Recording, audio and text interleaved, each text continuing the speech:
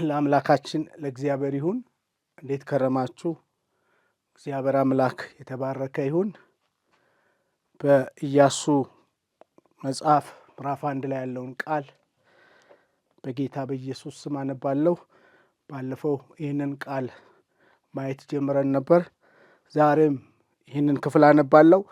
እንዲህም ሆነ የእግዚአብሔር ባሪያ ሙሴ ከሞተ በኋላ እግዚአብሔር የሙሴን አገልጋይ የነዌን ልጅ ኢያሱን እንዲህ ብሎ ተናገረው። ባሪያዬም ሙሴ ሞቷል።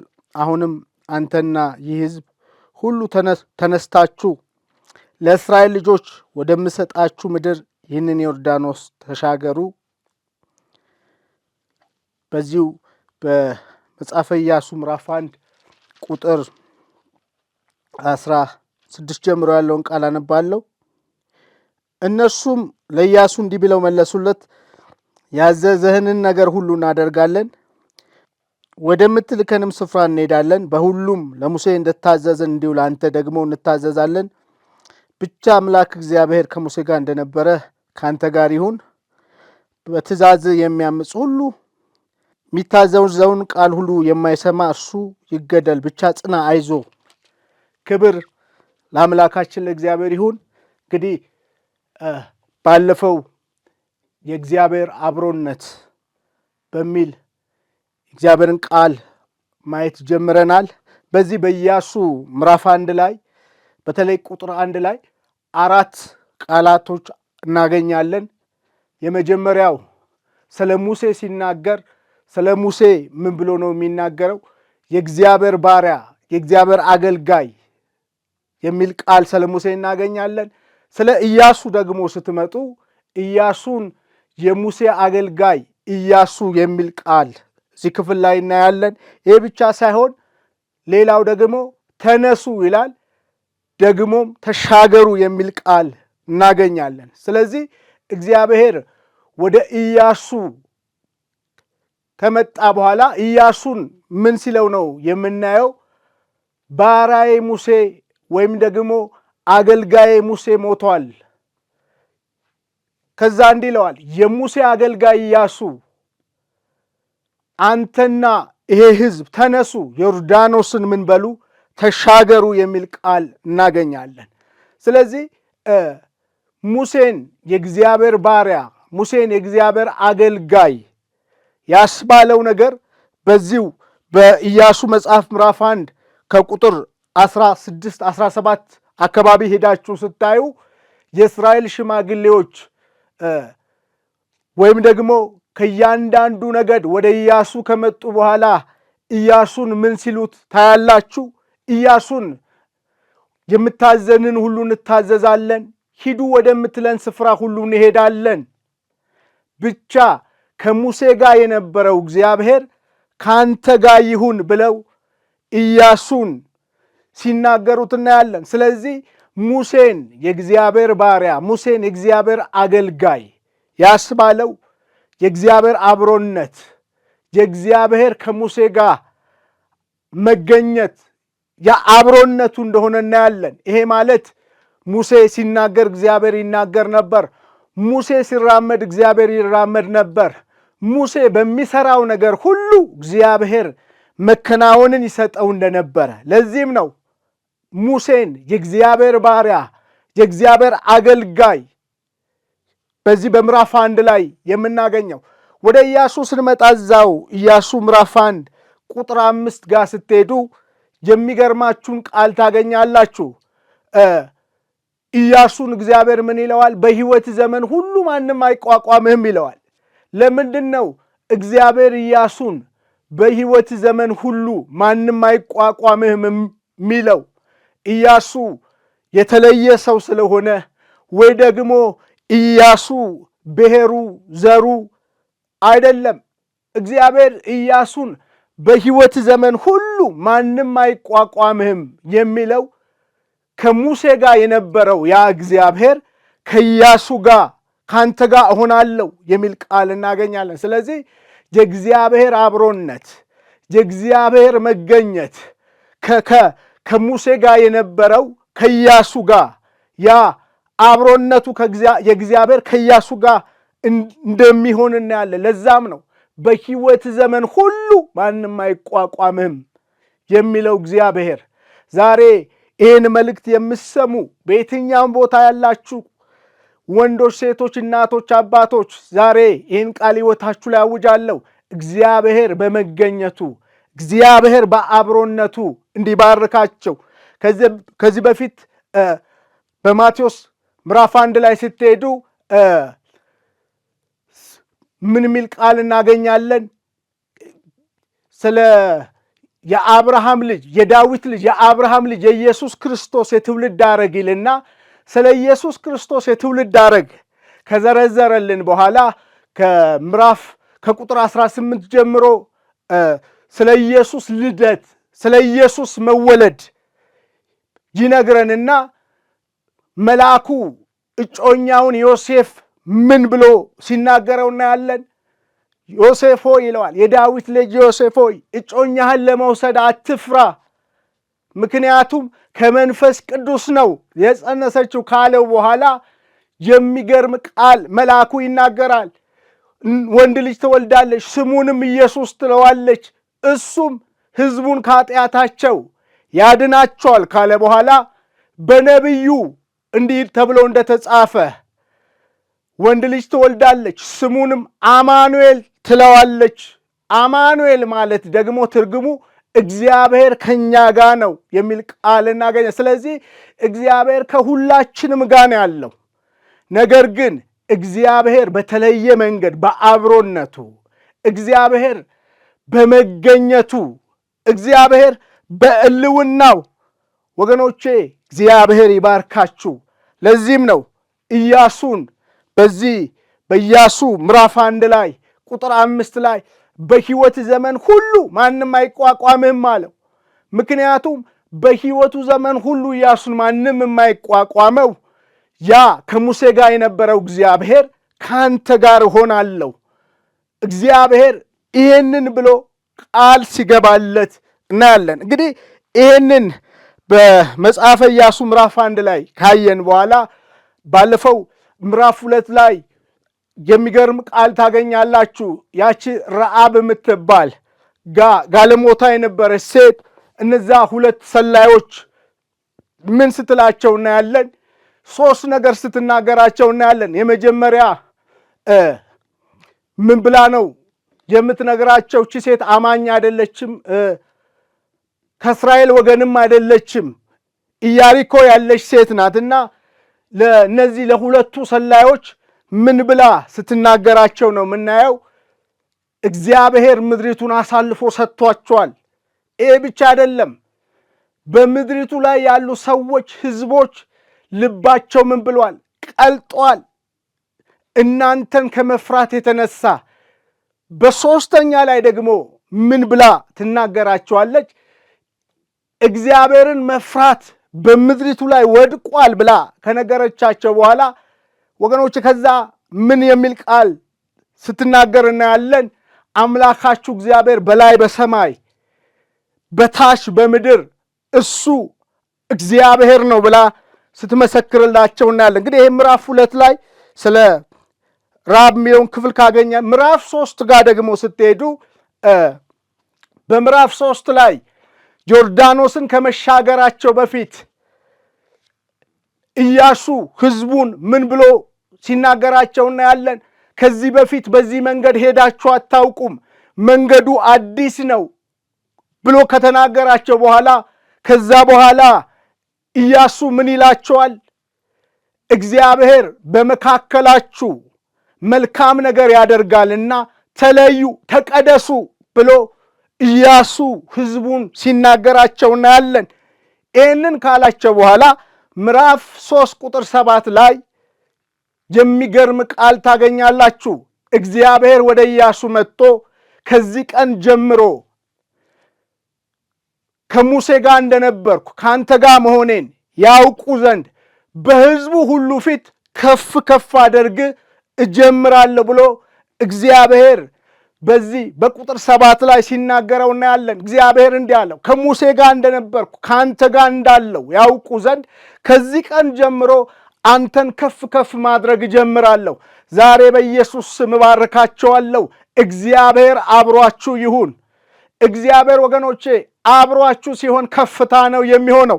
የሚገርማችሁ ነገር ከዚህ ቀን ጀምሮ በሕዝቡ ሁሉ ፊት ከፍ ከፍ አደርግሃለሁ ብሎ ምዕራፍ 3 ቁጥር 7 ላይ እግዚአብሔር ለኢያሱ ከተናገረ በኋላ ወደ ምዕራፍ 4 ላይ ስትመጡ ምዕራፍ 4 ላይ ደግሞ ዮርዳኖስን ከተሻገሩ በኋላ ኢያሱ ካህናቱ ረግጠውት የነበረውን ባህር ለቀው እንዲወጡ ካደረገ በኋላ እያንዳንዱ ከየአንዳንዱ ነገድ አንዳንድ ሰው ድንጋይ ወስዶ ከተሻገሩበት ስፍራ ላይ ካስቀመጡ በኋላ የሚገርማችሁ ነገር በዚህ በምዕራፍ 4 ቁጥር 14 ላይ ድጋሚ እግዚአብሔር ወደ ኢያሱ ይመጣና ኢያሱን ምን ሲለው ታገኛላችሁ? ከዚህ ምዕራፍ 3 ቁጥር 7 ላይ ከዚህ ቀን ጀምሮ ነው ከሙሴ ጋር እንደነበርኩ ከአንተ ጋር መሆኔን ያውቁ ዘንድ ከፍ ከፍ አደርግ ዘንድ ይጀምራል ያለው። ከተሻገሩ በኋላ ግን ምዕራፍ 4 ቁጥር 14 ላይ እግዚአብሔር ድጋሚ ወደ ኢያሱ ከመጣ በኋላ ኢያሱን ምን ሲለው እናያለን። እግዚአብሔር እንዲህ አለው፣ ከዚህ ቀን በኋላ በሕይወት ዘመን ሁሉ ሕዝቡ ሙሴን እንዳከበሩ አንተን ማክበር ይጀምራሉ። እግዚአብሔር እንዲህ አለው፣ ከዚህ ቀን ጀምሯል በሕይወት ዘመን ሁሉ ሕዝቡም ሙሴን እንዳከበሩ አንተን ማክበር ይጀምራል። አንተን ያከብሩሃል ብሎ እግዚአብሔር በምዕራፍ 4 ቁጥር 14 ላይ ሲናገረውና ወገኖቼ ኢያሱ በእያንዳንዱ ምዕራፍ እግዚአብሔር በአብሮነቱ ምን ያህል እግዚአብሔር ሕይወቱ ላይ እየሰራ እንደነበረ እናያለን። ይሄ እንግዲህ ምዕራፍ 4 ላይ ነው። ይህንን ባለፈው አይተናል። ምዕራፍ 5 ላይ ዮርዳኖስን ከተሻገሩ በኋላ የሚገርማችሁ ነገር በዮርዳኖስ በስተምዕራብ ያሉ በዛ ያሉ ከነናውያን ብቻ ሳይሆን የአሞራውያን ነገስታት እግዚአብሔር በእስራኤላውያን ላይ ያደረገውን ነገር ባወቁ ጊዜ ባህሩ ተከፍሎ መሬቱ ደርቆ እንዴት እንደተሻገሩ ይህንን ነገር ባወቁ ጊዜ ይላል እነዚህ የአሞራውያን ነገስታት የከነናውያን ነገስታት ልባቸው ምን አደረገ ይላል? ቀለጠ። ሃሌሉያ። ዛሬ ወገኖች እግዚአብሔር በሰጣችሁ ዘመን እግዚአብሔር በሰጣችሁ ዕድሜ የእግዚአብሔር ክብር በሕይወታችሁ ይገለጥ። ወገኖቼ እግዚአብሔር ክብሩን ሕይወታችሁ ላይ ይግለጥ። የሚገርማችሁ ነገር እነዚህ የአሞራውያንና የከነናውያን ነገስታት እግዚአብሔር ያደረገውን ነገር በእስራኤላውያን ላይ የሰራውን ነገር አውቀው ልባቸው ቀለጠ የሚል ቃል እናገኛለን። የሚገርማችሁ ነገር በዚሁ በምዕራፍ 5 ላይ ስትሄዱ እንደውም ወደ ቁጥር 9 አካባቢ በጌልጌላ ሰፍረው ስለነበር ግርዛት ከተደረገ በኋላ እግዚአብሔር ኢያሱን ምን ብሎ ሲናገረው እናያለን። ዛሬ የግብፅን ነውር ከእናንተ ላይ ምን ብያለሁ? አንከባልያለሁ ብሎ እግዚአብሔር ከተናገረ በኋላ በዛ የፋሲካን ባህል እንዳከበሩ የፋሲካን ባህል ማክበር ብቻ ሳይሆን ምዕራፍ 5 ላይ በዛ ዓመት የምድሪቱን ፍሬ እንደበሉ መናው እንደቆመ በዚህ በምዕራፍ 5 ላይ እናገኛለን። ይሄ ሁሉ ከሆነ በኋላ ነው እንግዲህ ወደ ምዕራፍ 6 ስንመጣ በዚህ በምዕራፍ 6 ላይ ኢያሪኮ ምን ብላ ነበር ይላል? እስራኤላውያንን ከመፍራት የተነሳ ፈጽማ ተዘግታ እንደነበረ ወደ ኢያሪኮ የሚገባ ከኢያሪኮ የሚወጣ ማንም አልነበረም። በዛ ጊዜ እግዚአብሔር ወደ ኢያሱ መጥቶ እግዚአብሔር ኢያሱን ሲናገረው እግዚአብሔር ኢያሱን መናገር ብቻ ሳይሆን እግዚአብሔር ለኢያሱ ትእዛዝ ሁሉ ሲሰጠው እናያለን። እግዚአብሔር ኢያሱን ምን ብሎ ነው የሚናገረው? ኢያሪኮ ውስጧም ውጭዋም ተዘግቷል። ወደ ኢያሪኮ የሚገባ የለም፣ ከኢያሪኮ የሚወጣ የለም። እግዚአብሔር ኢያሱን እንዲህ ይለዋል፣ ኢያሪኮን ንጉሷን ኃያላኗን አሳልፌ ምን ብያለሁ ሰጥቻለሁ ብሎ እግዚአብሔር ከተናገረ በኋላ ወገኖቼ የሚገርማችሁ ነገር ከዛ በኋላ ደግሞ እግዚአብሔር ትእዛዝ ሲሰጠው እናያለን። እግዚአብሔር ምን ብሎ ነው ትእዛዝ የሰጠው? ካህናቱ የእግዚአብሔርን ታቦት ተሸክመው ኢያሪኮን አንድ ጊዜ ለ6 ቀን ይዙሯት ብሎ እግዚአብሔር ትእዛዝን ሲሰጠው እናያለን። ካህናቱ ብቻ የእግዚአብሔርን ታቦት ተሸክመው እነሱ ብቻ ሳይሆን ደግሞ እግዚአብሔር በመቀጠል ምን ይለዋል? ካህናቱ 7 ካህናት እንዲሁም 7 መለኮት ይዘው ከታቦቱ ፊት ያለማቋረጥ መለኮት እየነፉ ምን ይበሉ ይዙሩ። ይሄ ብቻ ሳይሆን የታጠቁ ኃያላኖች ደግሞ እነሱም አብረው ተከትለው ይዙሩ ብሎ እግዚአብሔር ለኢያሱ ትእዛዝ ሲሰጠው እናያለን። የሚገርማችሁ ነገር ለ6 ቀንም ይላል የእስራኤልን የካህናቱ የእግዚአብሔርን ታቦት ተሸክመው በየአንዳንድ ቀኑ ምን ያደርጉ ነበር? ኢያሪኮን ይዞሩ ነበር። ድምፅ የለም፣ ጫጫታ የለም፣ ጨወት የለም። 7ቱ ካህናት ደግሞ 7 መለከት ይዘው እነሱ ደግሞ ያለማቋረጥ መለኮቱን እየነፉ አብረዋቸው ይዞሩ እንደነበር እናያለን። ይህንን ለ6 ቀን እንዳደረጉት እግዚአብሔር እንደሰጣቸው ትእዛዝ ለ6 ቀን ምን ያደርጉ እንደነበር እናያለን። እያንዳንዱን ቀን እየዞሩ የመጀመሪያውን ቀን ይዞራሉ፣ ሁለተኛውን ቀን ይዞራሉ እያሉ 6 ቀን ይዞሩ እንደነበረ እዚህ ክፍል ላይ አልተጻፈም እንጂ ምናልባት ኢያሪኮን ሲዞሩ በቃ በዝምታ ውስጥ ሆነው በጸጥታ ውስጥ ሆነው ምናልባት እግዚአብሔር ከግብፅ ምድር እንዴት እንዳወጣቸው እግዚአብሔር ቀይ ባህርን እንዴት እንደከፈለላቸው እግዚአብሔር ይከተላቸው የነበረውን ፈርዖንና ሰራዊቱን እንዴት አድርጎ እንደተዋጋላቸው እግዚአብሔር ሕይወታቸው ላይ ያደረገውን ነገር እያሰቡ ይመስለኛል። ሃሌሉያ! የሚገርማችሁ ነገር ለ6 ቀን ይሄንን እንዳደረጉ እናያለን። 6 ቀን ሙሉ ኢያሪኮን እየዞሩ ካህናቱ የእግዚአብሔርን ታቦት ይዘው 7ቱም ካህናት ደግሞ የቀንድ መለኮቱን ያለማቋረጥ እየነፉ እንዲሁም ደግሞ የታጠቁ ኃያላኖች አብረው ከዞሩ በኋላ በ7ኛው ቀን ግን ኢያሪኮን የእግዚአብሔርን ታቦት የተሸከሙት እንዲሁም ደግሞ 7ቱ ካህናት 7 ከዞሩት በኋላ መለኮቱን ይዘው ያለማቋረጥ እየነፉ ያኔ ኢያሱ ትእዛዝ ሰጠ። አሁን ያለማቋረጥ ጮ ብሎ ትእዛዝ ሲሰጥ ወገኖቼ ኢያሪኮም ወደቀ ይላል። በዚህ በምዕራፍ 6 ላይ ኢያሪኮ እንደወደቀ እግዚአብሔር ኢያሪኮን ከተማዋን፣ ሕዝቧን፣ ኃያላኗን እግዚአብሔር አሳልፎ እንደሰጣቸው እናያለን። ወገኖቼ በዚሁ በምዕራፍ 6 በተለይ የምፈልገው ቃል ወደ ቁጥር 27 ላይ ስትሄዱ እግዚአብሔር ከኢያሱ ጋር ነበር ይልና የኢያሱም ዝና በምድር ሁሉ ወጣ የሚል ቃል እናገኛለን። ዛሬ እግዚአብሔር በሰጣችሁ ቀን፣ እግዚአብሔር በሰጣችሁ ዘመን፣ እግዚአብሔር በሰጣችሁ ዕድሜ ዛሬ ወገኖቼ ይህን ቃል ሕይወታችሁ ላይ አውጃለሁ።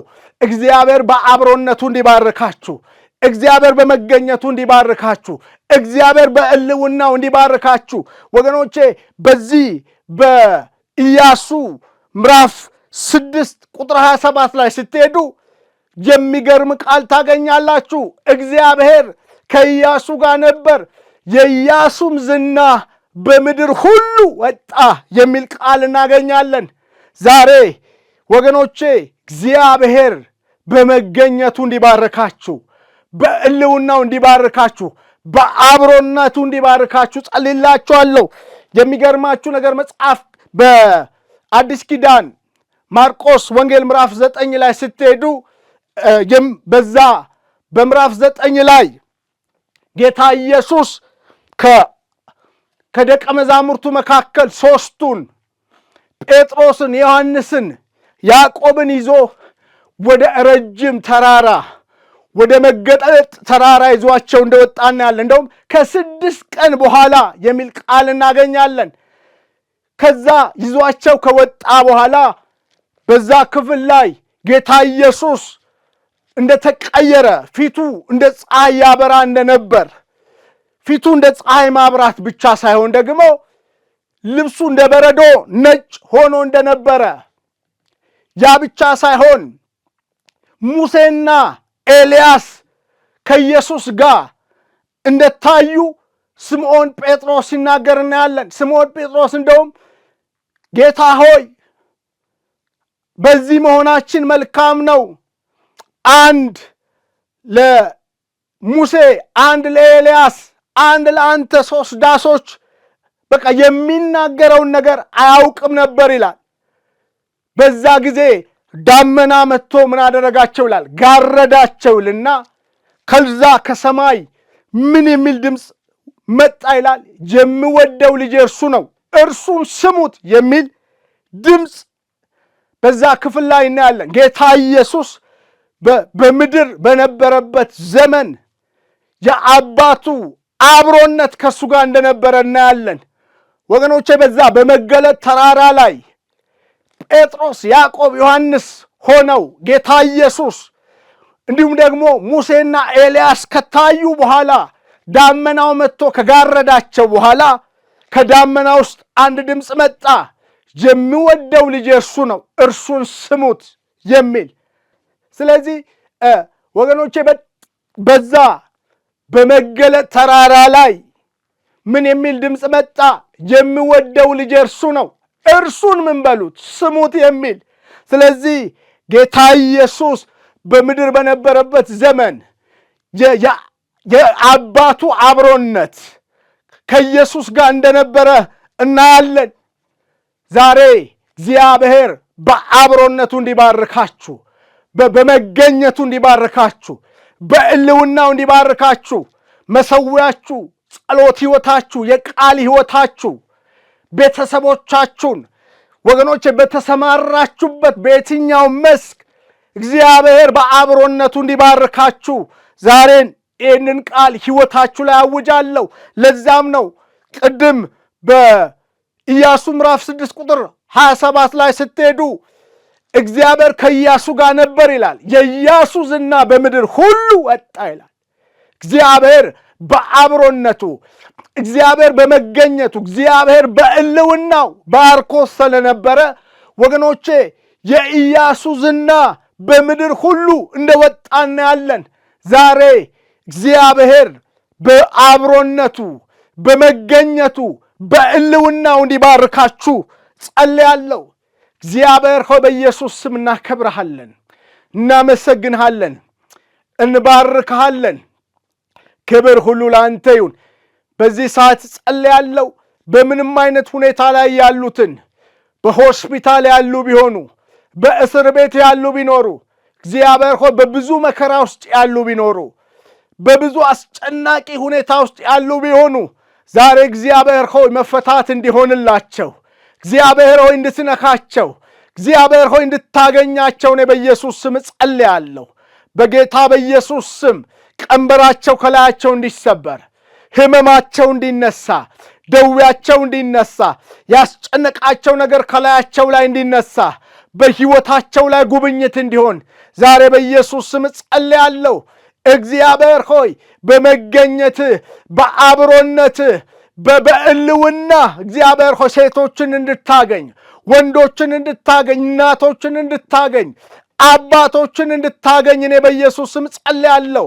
ዓይን ያላየው ጆሮ ያልሰማው እግዚአብሔር ለሚወዱት ያዘጋጀው እንደሚል ቃልህ እግዚአብሔር ሆይ ለምኑ እንደሚል፣ ፈልጉ፣ አንኳኩ፣ ለሚለምን ይቀበላል፣ ለሚፈልግ ያገኛል፣ ለሚያንኳኳ ይከፈታል እንደሚል፣ ደግሞም ለሚወዱት እግዚአብሔር ለምርጦቹ እንዴት አብዝቶ መንፈሱን አይሰጥም እንደሚል ዛሬ በኢየሱስ ስም እግዚአብሔር ሆይ በአብሮነት እንድትባርካቸው እግዚአብሔር ሆይ በመገኘት እንድትባርካቸው ዛሬ በኢየሱስ ስም ጸልያለሁ።